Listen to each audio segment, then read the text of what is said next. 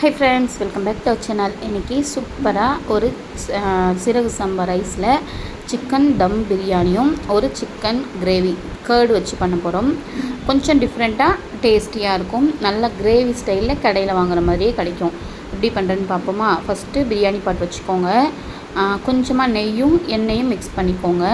நான் வந்துட்டு ஒரு 2 டீஸ்பூன் அளவுக்கு ஆயிலும் 2 டீஸ்பூன் அளவுக்கு நெய்யும் சேர்த்துருக்கேன். வேணும் அப்படின்னா அப்புறமா நம்ம ஒரு டீஸ்பூன் எண்ணெய் சேர்த்துக்கலாம்.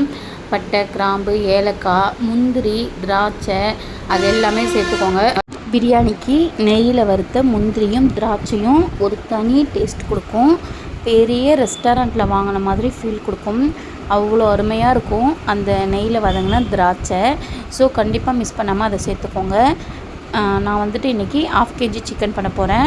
150 கிராம் வெங்காயம், 100 கிராம் தக்காளி, 2 பச்சை மிளகாய் கீரி போட்டிருக்கேன். 1 டேபிள் ஸ்பூன் இஞ்சி பூண்டு சேர்த்துருக்கேன். 1 டீஸ்பூன் கரம் மசாலா, 1 டீஸ்பூன் மல்லி, 1 teaspoon Kashmiri chilli, 1 table spoon அளவுக்கு பிரியாணி மசாலா எல்லாத்தையும் சேர்த்துட்டு அந்த வெங்காயம் தக்காளி மசாலா கூட நல்லா மிக்ஸ் ஆகணும். நல்லா மிக்ஸ் ஆகி எண்ணெய் பிரிஞ்சு வந்ததுக்கப்புறமா 1 டேபிள் ஸ்பூன் அளவுக்கு தயிர் சேர்த்துக்கோங்க. தயிர் வந்துட்டு நல்லா வெங்காயம் தக்காளி அந்த மசாலா கூட மிக்ஸ் ஆகட்டும். 1/2 kg கிட்ட போன் உள்ள சிக்கன் வந்துட்டு நான் வாஷ் பண்ணி எடுத்து வச்சுருக்கேன். எண்ணெய் பிரிஞ்சு வந்ததும் சிக்கனை சேர்த்து நல்லா வதக்கிக்கலாம். சிக்கனும் தண்ணி விடும். ஸோ தண்ணிலாம் சேர்க்க வேண்டாம். நம்ம தண்ணிலாம் சேர்க்காம அப்படியே சிக்கனை பெரட்டி விட்டுட்டு இருந்தோம் அப்படின்னா அதுவே தண்ணி விட்டு வேகும்.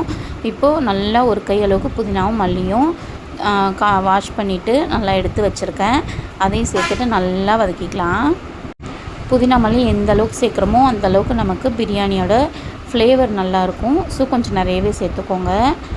வதங்குறப்போ நல்லா நைஸாக வதங்கிடும். ஸோ அது பிரச்சனை இல்லை நிறைய சேர்த்தாலும். இப்போது சீரக சம்பா அரிசி வந்துட்டு 1/2 கிலோ சிக்கனுக்கு 1/2 கிலோ அரிசி எடுத்திருக்கேன். நல்லா வாஷ் பண்ணிவிட்டு ஒரு 10 நிமிஷம் போல் ஊற வச்சுக்கோங்க. இப்போது ரைஸ் சேர்த்தாச்சு. ரைஸ் சேர்த்துட்டு 1க்கு 2ன்னு தண்ணியை கலந்து வச்சுருக்கேன். நான் ஒரு பங்குக்கு 2 கிளாஸ் தண்ணி. அப்படி உப்பு டேஸ்ட் மட்டும் பார்த்துட்டு உப்பு காரம் வேணும்னா லைட்டாக மேலே வந்துட்டு சால்ட்டும் பெப்பர் தூளும் மிக்ஸ் பண்ணிக்கோங்க. ஒரு அரை எலுமிச்சம்பழத்தை புழிஞ்சி விட்டு மூடி போட்டேன்.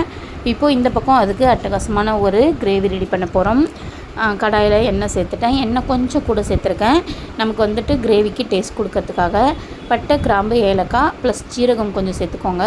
ஒரு கொத்து கருவேப்பிலை, நல்ல பொடியாக நறுக்கின வெங்காயம், ஒரு 2 பெரிய வெங்காயம் சேர்த்துருக்கேன். வெங்காயம் நல்லா கண்ணாடி பதத்துக்கு வரட்டும்.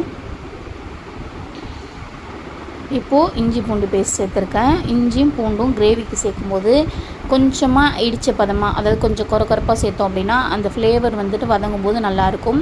அந்த மாதிரி ஒரு தடவை ட்ரை பண்ணி பாருங்கள்.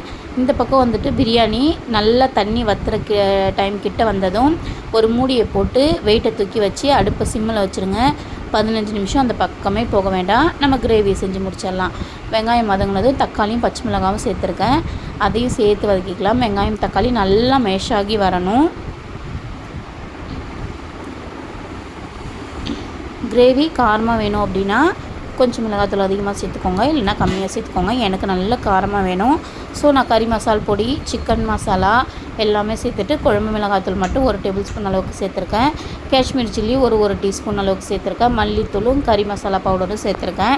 எல்லாத்தையும் சேர்த்து நல்லா வதக்கணும். அப்படின்னா இந்த மாதிரி எண்ணெய் பிரிஞ்சு வரும். வெங்காயம் தக்காளி மசாலா கூட மிக்ஸ் ஆகிட்டு சால்ட் வந்துட்டு தேவையான அளவு டேஸ்ட் பார்த்துட்டு போட்டுக்கலாம். கொஞ்சமாக போட்டுக்கோங்க. இப்போது சிக்கனையும் சேர்த்துட்டு நல்லா வதக்கி விட்டுட்டே இருக்க வேண்டியதான். சிக்கன் கொஞ்சம் தண்ணி விடும். வெங்காயம் தக்காளியில் இருக்க தண்ணியெல்லாம் சேர்ந்து அது நல்லா கிரேவி பதத்துக்கு வரணும். ஸோ நல்லா வதங்கட்டும். இப்போது நல்லா வதங்கி வந்ததும் கொஞ்சமாக தயிர் சேர்த்துட்டு நல்லா ஒரு மிக்ஸ் கொடுத்துக்கோங்க. ஒரு சின்ன கிளாஸ் அளவுக்கு தண்ணி சேர்த்துருக்கேன். ஒரு அரை எலுமிச்சம்பழத்தை புழிஞ்சு விட்டுருக்கேன். எண்ணெய் பிரிஞ்சு வந்ததும் சிக்கன் வெந்துருச்சான்னு எடுத்து பாருங்கள். வெந்துருச்சு அப்படின்னா அடுப்பை ஆஃப் பண்ணிடலாம். இல்லைனா இன்னும் ஒரு 5 to 10 நிமிஷம் சிம்மில் இருக்கட்டும். இந்த பக்கம் பிரியாணிக்கு டைம் முடிஞ்சிருச்சு. நல்லா தண்ணிலாம் வற்றி நல்லா சூப்பராக உதிரியாக நம்மளோட சீரக சம்பா பிரியாணி ரெடி ஆகிடுச்சு. அட்டகாசமாக இருக்கும். எப்போவுமே பாஸ்மதி ரைஸில் செய்யாமல் ஒரு சண்டே இந்த மாதிரி செஞ்சு பாருங்கள். சிக்கனும் இப்போ நல்லா வெந்துருச்சு. இன்னும் கொஞ்சமாக அந்த தண்ணி சுண்டி கிரேவி பதத்துக்கு வந்துருச்சுன்னா அடுப்பை ஆஃப் பண்ணிவிட்டு சர்வ் பண்ண வேண்டியது தான். கொஞ்சமாக மல்லித்தழை தூவிட்டு அடுப்பை நிறுத்திட்டேன். சூப்பரான சிக்கன் தம் பிரியாணியும் சிக்கன் கிரேவியும் ரெடி.